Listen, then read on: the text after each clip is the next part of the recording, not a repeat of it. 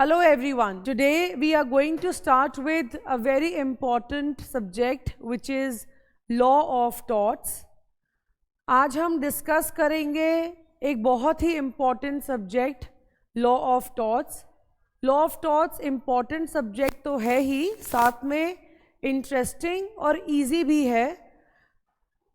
Law of torts देखिए, torts एक uncodified law है. सो व्हेन आई से it is an uncodified law, that means कि हमें टॉर्ट्स के लिए कोई बेयर एक्ट नहीं रेफर करना. The very first question which arises is कि टॉर्ट्स का मतलब क्या है. What is the meaning of the term torts.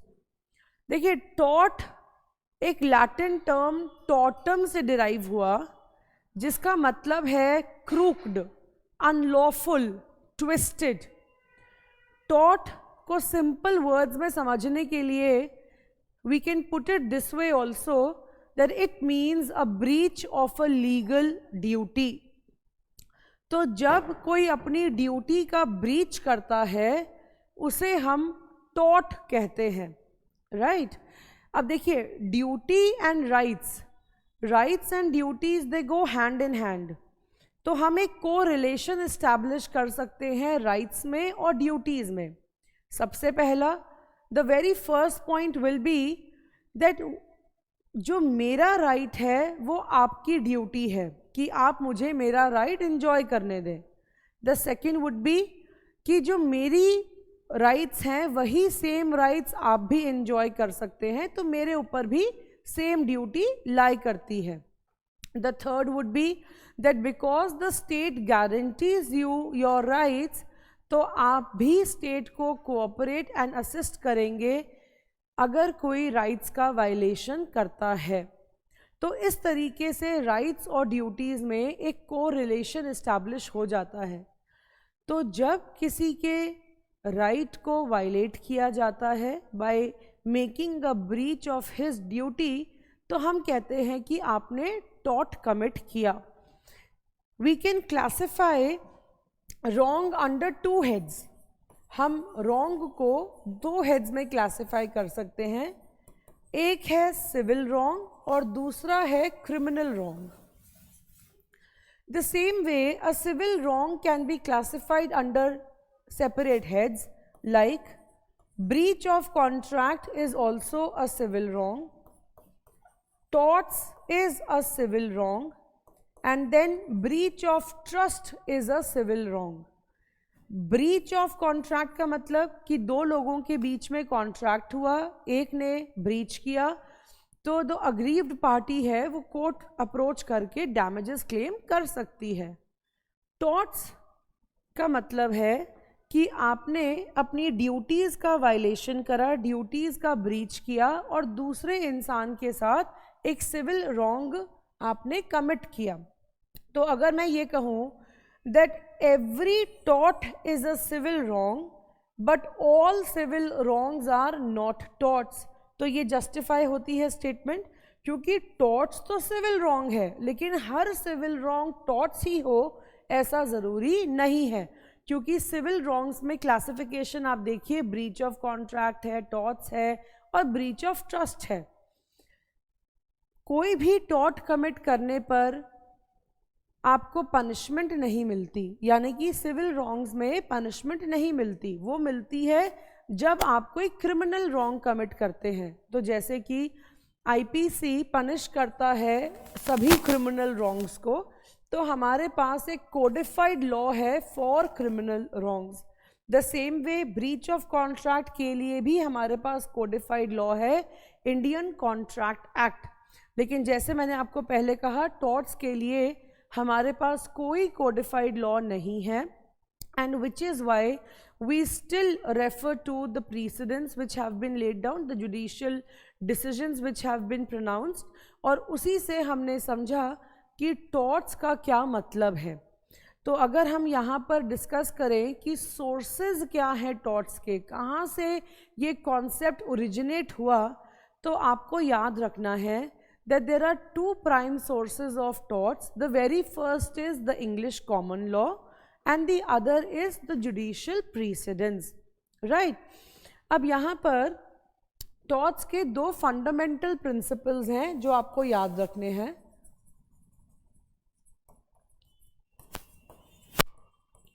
The very first fundamental principle is ubi jus ibi remedium.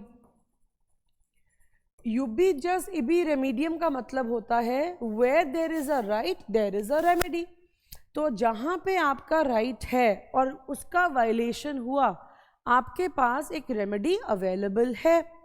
और दूसरा फंडामेंटल प्रिंसिपल है ऑल्टरम नॉन लीडियर.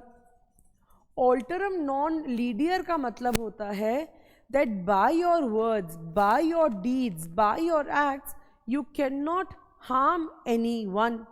तो इन दो फंडामेंटल प्रिंसिपल्स पर लॉ ऑफ टॉर्ट्स बेस्ड है, ये आपको याद करने हैं.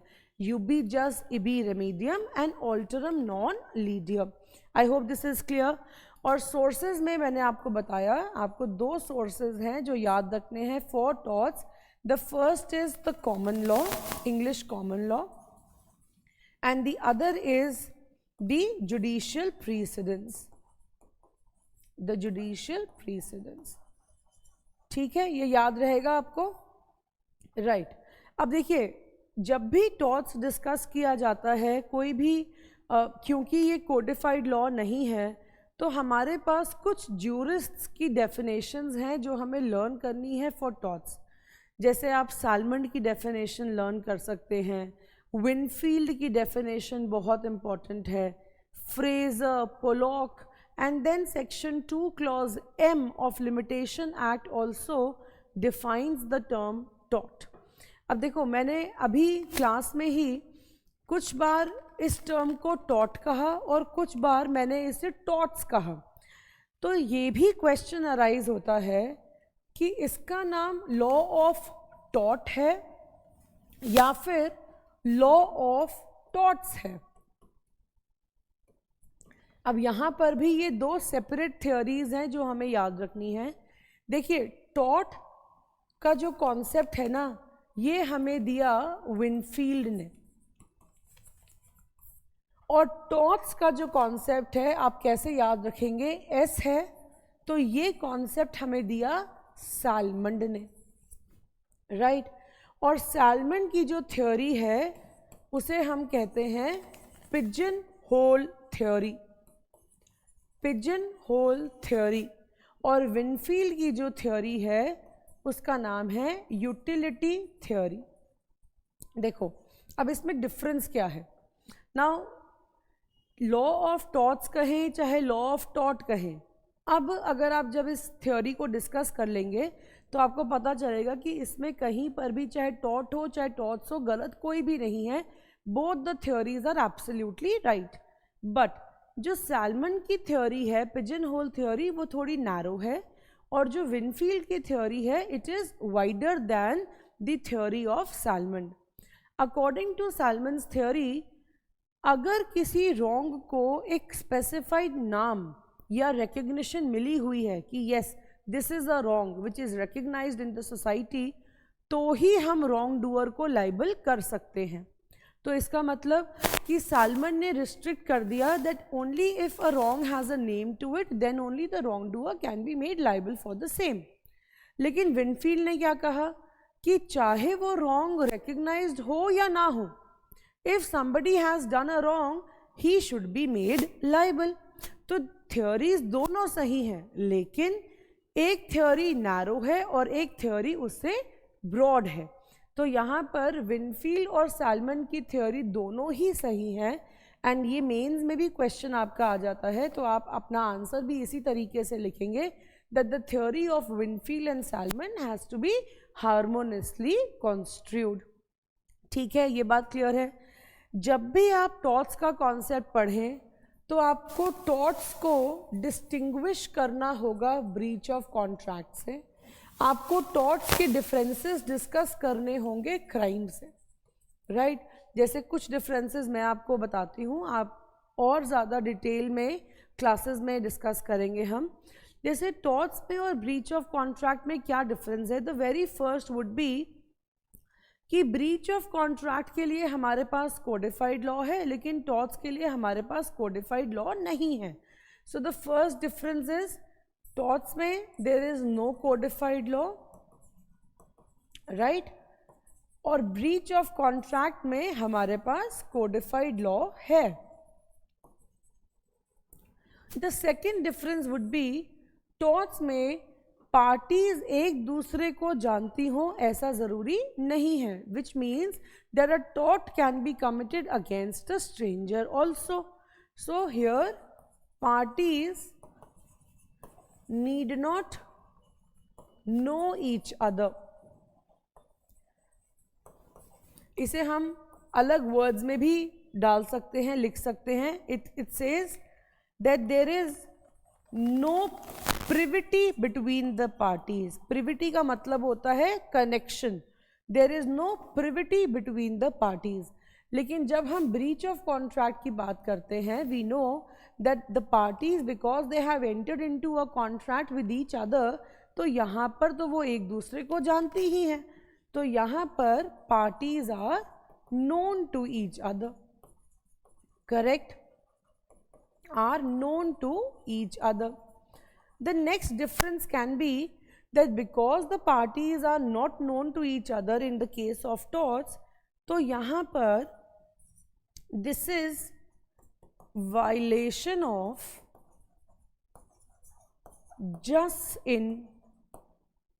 violation of right in rem.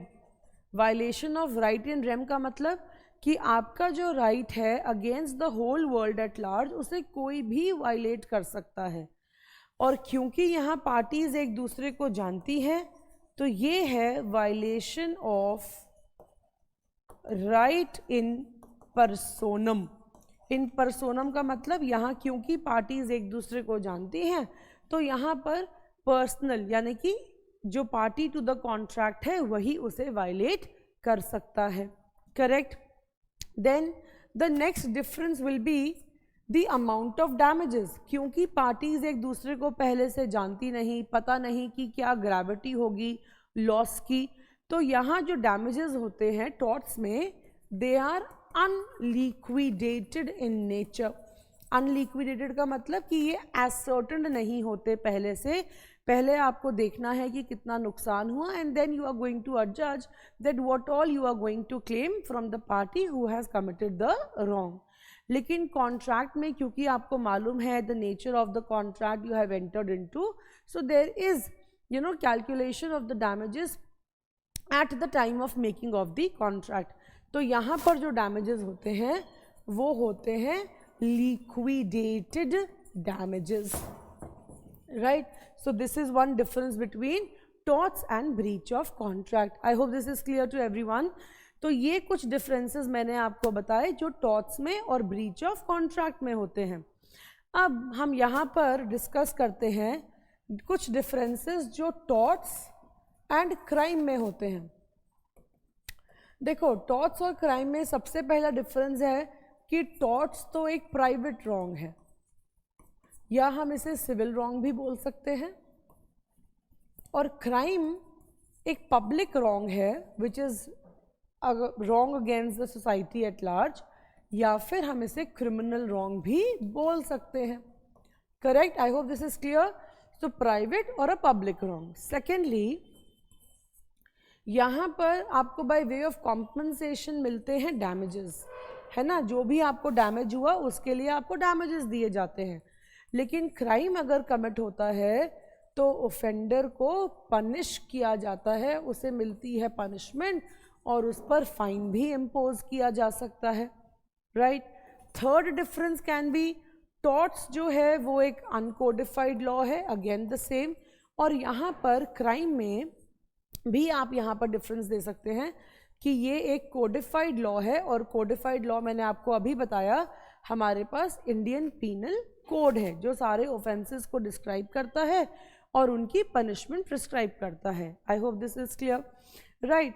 Then the fourth difference can be torts में जो लिमिटेशन पीरियड है that is 1 year. 1 year, which means कि अगर किसी के साथ किसी के अगेंस्ट कोई टॉर्ट कमिट हुआ है and if he wishes to approach the court of law, तो उसे कोर्ट अप्रोच करना होगा 1 साल के अंदर अंदर, ठीक है, from the date of cause of action, right. लेकिन क्राइम में ना कोई लिमिटेशन पीरियड नहीं होता, there is no limitation period. But when I say no limitation period, तो आप यहाँ पर सेक्शन 467 टू 473 ऑफ CRPC ज़रूर देखेंगे, जो बात करता है कि लिमिटेशन होता है क्रिमिनल केसेस में भी when the offense is punishable only with fine, or let's say it is punishable only up to 1 year or more than 1 year or up to 3 years, तो वहाँ पे limitation provided है। तो ये डिफरेंस हो गया, करेक्ट। ऐसे ही लिमिटेशन का डिफरेंस मैं आपको टॉर्ट्स और ब्रीच ऑफ कॉन्ट्रैक्ट में भी बता सकती हूँ। देखिए, टॉर्ट्स में लिमिटेशन पीरियड है 1 year which remains the same year, और कॉन्ट्रैक्ट में जो लिमिटेशन पीरियड है वो होता है 3 इयर्स, यानी कि ब्रीच ऑफ कॉन्ट्रैक्ट से 3 साल में आप केस फाइल कर सकते हैं। लेकिन टॉर्ट्स में the time period remains the same, कि यहाँ पर आपने केस फाइल करना है 1 साल के अंदर अंदर जिस दिन कॉज ऑफ एक्शन अराइज हुआ। Then the next is unliquidated, ठीक है, ये आपको क्लियर है।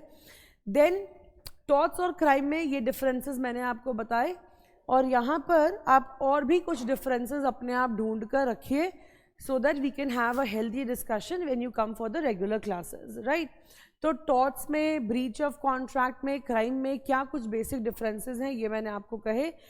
अब मैं आपको बताती हूँ कि हम टॉर्ट्स में ऐसे कौन से टॉपिक्स हैं which are like really important for your pre, for your mains. तो ऐसे कुछ सिलेक्टेड टॉपिक्स हैं जो हमें करने हैं while preparing this subject.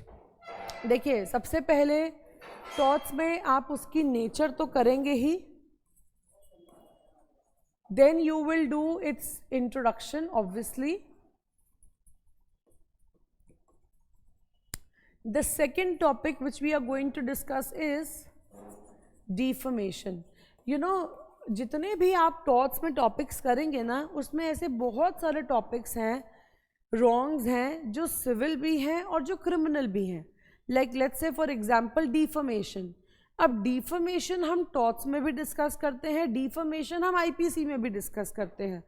IPC में defamation is defined there under section 499, और उसकी जो पनिशमेंट है वो 500, 501 एंड 502 में प्रोवाइडेड है, राइट।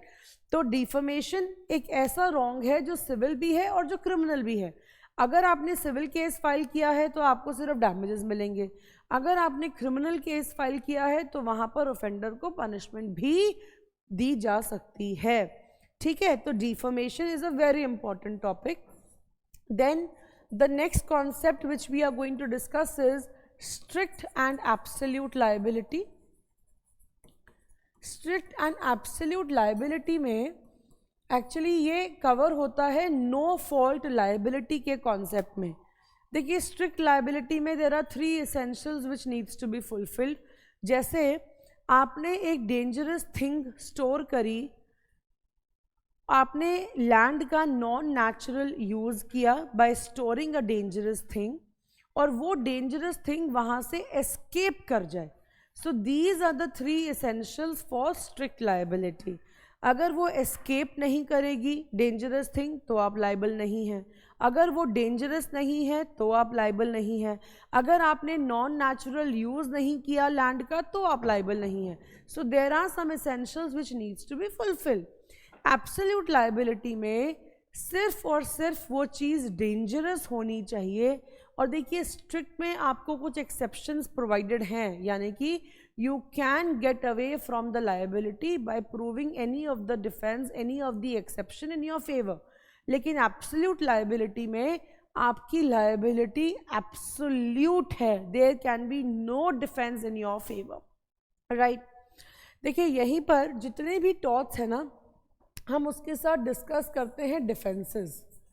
अब डिफेंसेस का क्या मतलब है? The plaintiff has filed a suit against the defendant, तो डिफेंडेंट क्या करेगा? अपने फेवर में कुछ डिफेंसेस लेकर आएगा। So there are defenses which are general in nature and there are defenses which are special in nature. General defences का मतलब है कि ये डिफेंसेस तकरीबन सभी टॉट्स में कहीं ना कहीं अप्लाई हो जाएंगे, लेकिन स्पेशल डिफेंसेस का मतलब होता है कि ये डिफेंसेस सिर्फ एक पर्टिकुलर टॉट में ही एप्लीकेबल होगा. लाइक फॉर एग्जांपल, मैंने यहाँ आपको डिफॉर्मेशन का कॉन्सेप्ट बताया. अब डिफॉर्मेशन में ना एक हम डिफेंस डिस्कस करते हैं विच इज प्रिविलेज. अब प्रिविलेज का जो कॉन्सेप्ट है, प्रिविलेज का जो डिफेंस है, वो सिर्फ और सिर्फ डिफॉर्मेशन में आता है. प्रिविलेज का मतलब कि भाई मेरे पास प्रिविलेज है. Like for example the parliamentarians, article 195 and article 105 of the constitution, ये बात यही करता है कि जो पार्लियामेंटेरियंस हैं, जो स्टेट लेजिस्लेचर के मेंबर्स हैं, उनके पास राइट है to speak anything, to say anything in the session. तो यहाँ उनके पास क्योंकि प्रिविलेज है तो ये डिफेंस है, but this defence can not be used in any other torts. वो स्ट्रिक्ट एब्सोल्यूट लायबिलिटी में यूज नहीं किया जा सकता. तो ये एक डिफरेंस है जनरल डिफेंसेस में और स्पेशल डिफेंसेस में. Like I will name a few general defences for all of you. जैसे the very first is volenti non fit injuria. अब वॉलेंटाइन नॉन फिट इंजूरिया का मतलब होता है harm which has been voluntarily suffered, जो आपने खुद अपनी कंसेंट से, अपनी फ्री कंसेंट से हार्म सफ़र किया है, उसके लिए आप कंप्लेन नहीं कर सकते. And this is a good defence to the person against whom you have filed a case. Volenti non fit injuria. Another defense is, let's say, act of God. Act of God को आपको पता होगा vis major भी कहते हैं. Third is inevitable accident, right. Fourth can be mistake. Fifth can be private defence. Sixth, plaintiff the wrong doer. So what I'm trying to tell you here is that these are some of the general defenses which are more or less the same for every tort. लेकिन जो special defenses हैं वो सिर्फ और सिर्फ एक specific tort में ही होते हैं. ठीक है, तो ये हो गया. तो आपका पहला टॉपिक है introduction and nature of law of torts. Then the second topic can be, यहीं से आप पहले डिफेंसेस हम डिस्कस कर लेंगे. उसके बाद deformation, strict and absolute liability मैंने आपको बताया. Then a very important concept which is negligence. अब negligence में there are three essentials which needs to be fulfilled. Negligence में भी there are two theories. One is the objective theory and the other is the subjective theory. Subjective theory है salmon की, objective theory है Pollock की. वो भी discuss करनी बहुत ज़रूरी है. और negligence के तीन essentials हैं. पहला essential that the defendant owed a duty towards the plaintiff, the defendant made a breach of that duty, और उस ब्रीच की वजह से प्लेंटिफ को नुकसान हुआ. तो यहाँ पर नेग्लिजेंस का केस बनता है. और नेग्लिजेंस देखिए, जैसे मैंने आपको कहा, सिविल भी है, क्रिमिनल भी है. सो लेट्स से अगर मेडिकल नेग्लिजेंस हुई और मेडिकल नेग्लिजेंस में the doctor by his negligent act causes death of the person, तो आप वहाँ सिविल केस भी फाइल कर सकते हैं. आप section 304A of IPC causing death by rash and negligent act, वहाँ पर भी केस फाइल कर सकते हैं. अब नेग्लिजेंस में हम डिस्कस करते हैं contributory negligence, composite negligence. So these are some of the topics which you have to do. Negligence के बाद आप डिस्कस करते हैं, यहीं पर हम एक कॉन्सेप्ट डिस्कस करते हैं नर्वस शॉक का, right. Then the next topic is trespass.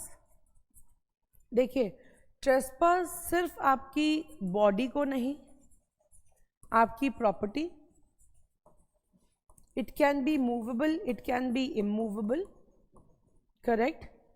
and trespass to your body, trespass to your property and trespass to, जैसे हम trespass to air भी करते हैं discuss, the air space you know which is above the land, right? तो इस तरीके से हम trespass को भी क्लासिफाई करते हैं. बॉडी में हम डिस्कस करते हैं assault, battery, false imprisonment. ठीक है. मूवेबल प्रॉपर्टी में कैसे कमिट किया जाता है? डेटेन्यू या कन्वर्जन से. और इमूवेबल प्रॉपर्टी में तो कोई ट्रेसपास ही कर जाए, यानी कि आपकी पोजेशन के साथ इंटरफेयर करे, तो उसे हम ट्रेसपास कहते हैं. ट्रेसपास के साथ ही एक कॉरस्पॉन्डिंग टॉपिक आता है न्यूसेंस का. देखो, ट्रेसपास में और न्यूसेंस में एक बहुत ही इम्पॉर्टेंट डिफरेंस है जो आपको समझने की ज़रूरत है. Trespass is interference with the possession of the property, whereas nuisance is an interference with the enjoyment of your property. तो अगर आपके घर में आकर कोई ट्री ग्रो कर दे तो वो ट्रेसपास है, लेकिन अगर किसी की प्रेमाइसेस से उसकी ब्रांचेस, ट्री की ब्रांचेस ओवरहैंग कर रही हैं तो वो न्यूसेंस है, राइट? तो यहाँ पे ट्रेसपास और न्यूसेंस में इस तरीके से डिफरेंस समझा जाता है. न्यूसेंस को समझने के लिए there are 3 words which you can understand. जो आपके आईज, नोज और ईयर्स को डिस्कम्फर्ट कॉज करे वो है न्यूसेंस. तो फाउल स्मेल कहीं से आती हुई, नॉइज, पोल्यूशन आता, तो वो सब न्यूसेंस में कवर होता है. But when somebody intrudes into the possession और interferes with the possession of your property, उसे हम ट्रेसपास कहते हैं, राइट? तो ट्रेसपास हो गया, न्यूसेंस हो गया. आई होप दिस इज क्लियर.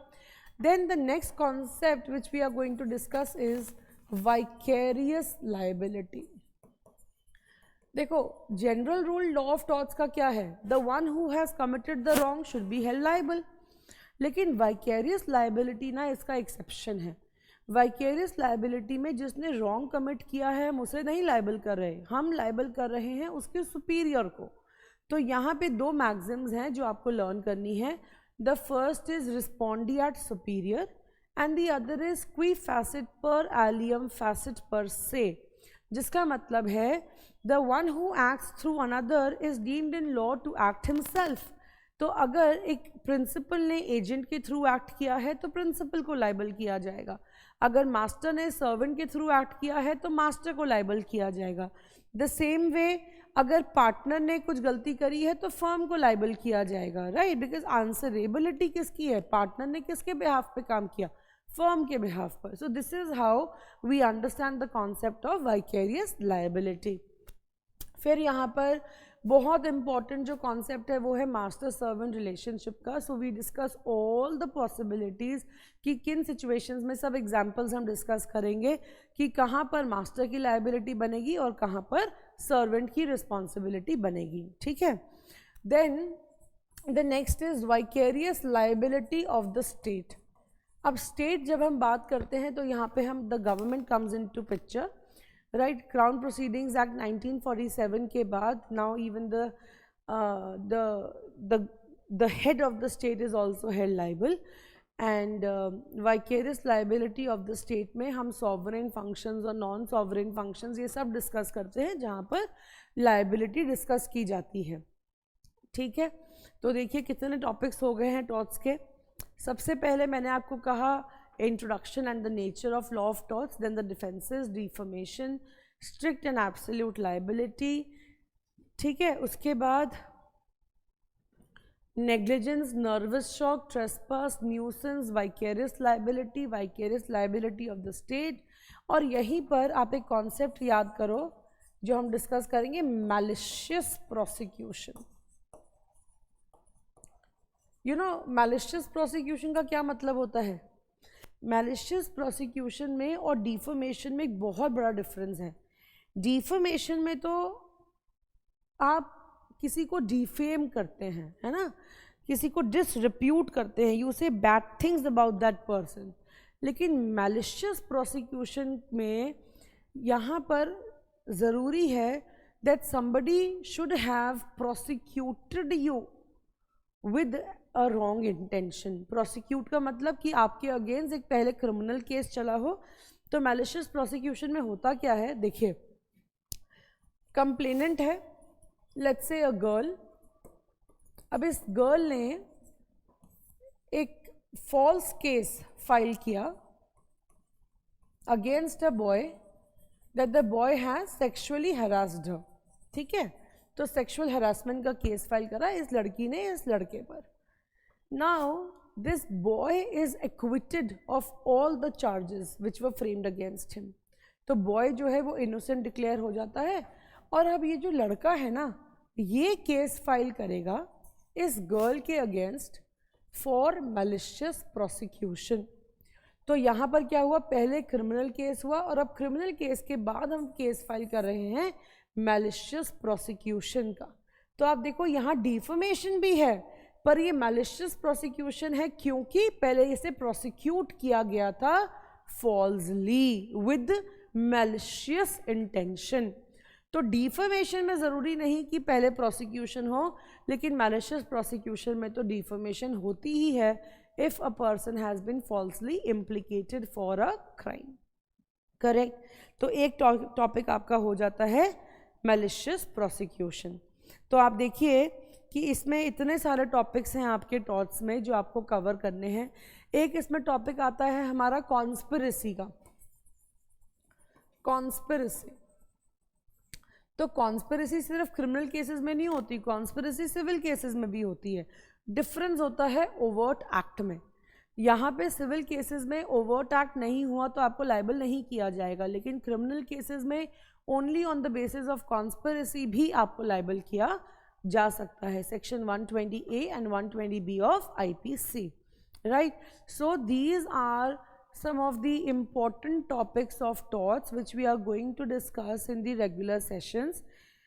और आपको अगर टॉट्स का कोई टॉपिक पर्टिकुलरली समझना हो, डिस्कस करना हो तो मुझे बताएं, हम उसके लिए भी एक क्लास कंडक्ट कर सकते हैं. But this was just an overview of what we are going to discuss in the classes. और आपको आई होप समझ में आया होगा कि टॉट्स का मतलब क्या है. टॉट्स में हम जो डैमेजेस क्लेम करते हैं वो अनलिक्विडेटेड नेचर के होते हैं. टॉट्स एक सिविल रॉन्ग है. राइट. और टॉट्स में ना, टॉट्स उन ड्यूटीज़ का वायलेशन है which have been primarily fixed by law. तो ये ड्यूटीज़ कहीं लिखी नहीं है. अगर लिखी है तो फिर तो आप एक कोडिफाइड लॉ, क्रिमिनल लॉ या ब्रीच ऑफ कॉन्ट्रैक्ट में जा रहे हैं, है ना. लेकिन ये तो कहीं नहीं लिखा कि आप, देखिए, न्यूसेंस भी एक सिविल रॉन्ग है, क्रिमिनल रॉन्ग है. It totally depends upon the wishes of the person who is filing a case कि वो उसको सिविल केस तक लेकर जाना चाहता है या वो उसे क्रिमिनल केस में लेकर जाकर उसे पनिश भी करवाना चाहता है. So it totally depends upon the aggrieved person. तो ऐसे टॉट्स हैं जो सिविल, जो ऐसे रॉन्ग्स हैं जो सिविल भी हैं and they also fall under the head of criminal wrongs. ठीक है. I hope this much is clear to everybody. ये मैंने आपको फंडामेंटल प्रिंसिपल्स बताए टॉट्स के. यूबी जस्ट इबी रेमेडियम आप याद रखेंगे, ऑल्टरम नॉन लीनियर याद रखेंगे, और इसी तरीके से हम अपनी डिस्कशन को एग्जॉस्टिव रखेंगे. इन दी क्लासेस हम डिस्कस करेंगे, आपको क्लास में असाइन किए जाते हैं मेंस के क्वेश्चंस भी जो आप रेगुलर प्रैक्टिस राइटिंग प्रैक्टिस कर सकते हैं. और हम यहाँ पर डिस्कस करते हैं प्रीलिम्स के भी जो प्रीवियस ईयर क्वेश्चंस आते हैं एग्ज़ाम्स में. जैसे बिहार में लॉ ऑफ टॉट्स बहुत इम्पॉर्टेंट है. तो आप इसी तरीके से देखिए कि कौन सी स्टेट्स में आपने अपीयर करना है.